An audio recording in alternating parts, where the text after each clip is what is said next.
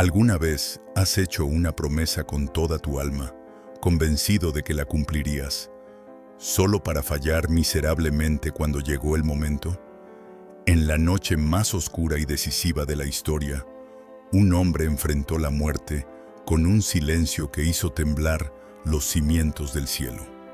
Mientras tanto, a solo unos pasos, su mejor amigo, el que se suponía que era el más valiente, se estaba rompiendo en 1000 pedazos, negando siquiera conocerlo.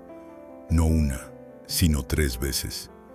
¿Qué pasó realmente en ese cruce de caminos entre el silencio divino y el colapso humano? La respuesta nos da una clave para entender nuestra propia debilidad y, más importante aún, para encontrar una fuerza que no sabíamos que teníamos. Quédate conmigo y vamos a descubrirlo. Imaginen la escena. Es un juicio completamente ilegal, en la oscuridad de la noche. Jesús, el acusado, está de pie frente a los hombres más poderosos de la nación, el sumo sacerdote y todo el Sanedrín. Vuelan acusaciones, se presentan testigos falsos, pero todo choca contra un muro inesperado: el silencio de Jesús. El sumo sacerdote, cada vez más frustrado, le insiste: ¿no respondes nada? Pero Jesús no dice una palabra. Y ojo, este no es el silencio de un culpable que no tiene defensa, ni el de un cobarde. Es un silencio lleno de poder y autoridad. 700 años antes, el profeta Isaías lo había clavado. Angustiado él y afligido, no abrió su boca. Como un cordero fue llevado al matadero, y como oveja, delante de sus trasquiladores, enmudeció. Jesús no estaba en silencio por debilidad, sino por una profunda obediencia a un plan perfecto.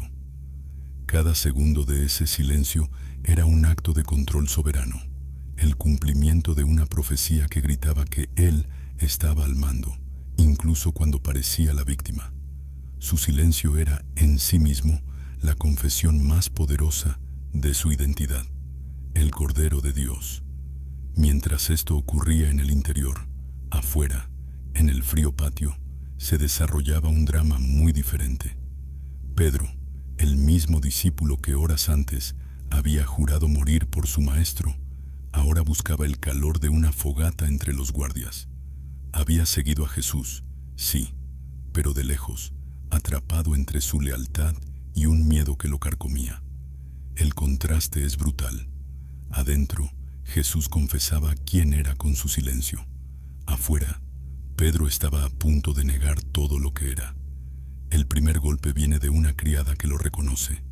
Oye, este también estaba con él. El pánico se apodera de Pedro.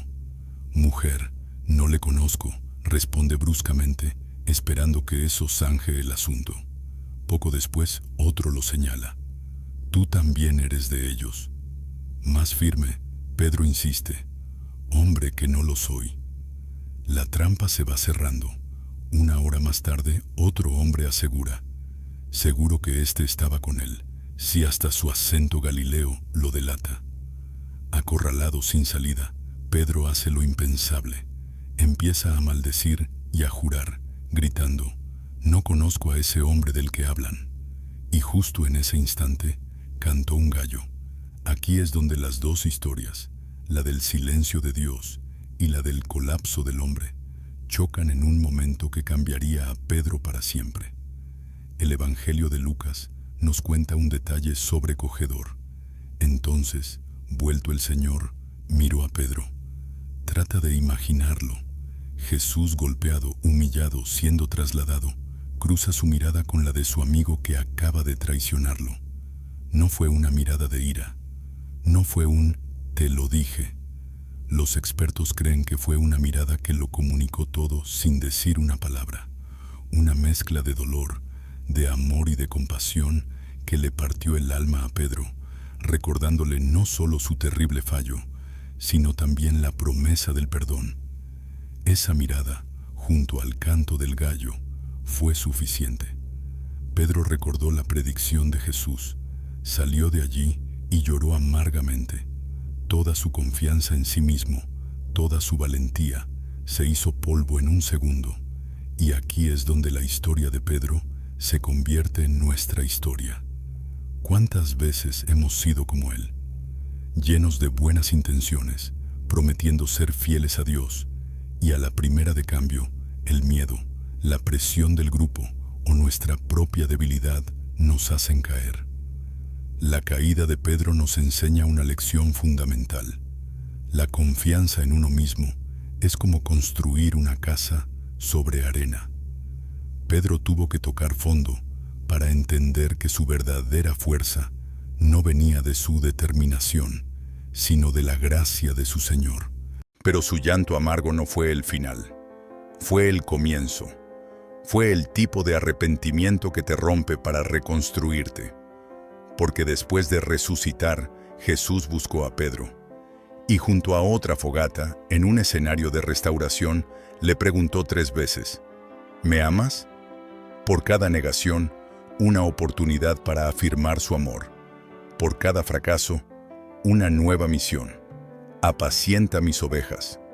Al final, la noche en que Jesús guardó silencio y Pedro se derrumbó, no es realmente una historia sobre el fracaso, sino sobre cómo la gracia de Dios se perfecciona en nuestra mayor debilidad. Nos enseña que la verdadera fortaleza no consiste en no caer nunca, sino en saber a quién mirar cuando hemos caído. La próxima vez que tus miedos te paralicen o el peso de tus errores te aplaste, ¿qué vas a recordar? ¿La autoconfianza vacía de Pedro que lo llevó al suelo o el silencio soberano de Cristo que cumplía su propósito? La misma mirada que restauró a Pedro está sobre ti hoy, no para condenarte, sino para perdonarte y levantarte. Si este mensaje te ha servido para entender un poco mejor la gracia de Dios en medio de nuestros fallos, te invito a suscribirte para que sigamos creciendo juntos. Y cuéntame en los comentarios qué crees que sintió Pedro con esa mirada de Jesús. Nos vemos en el próximo análisis.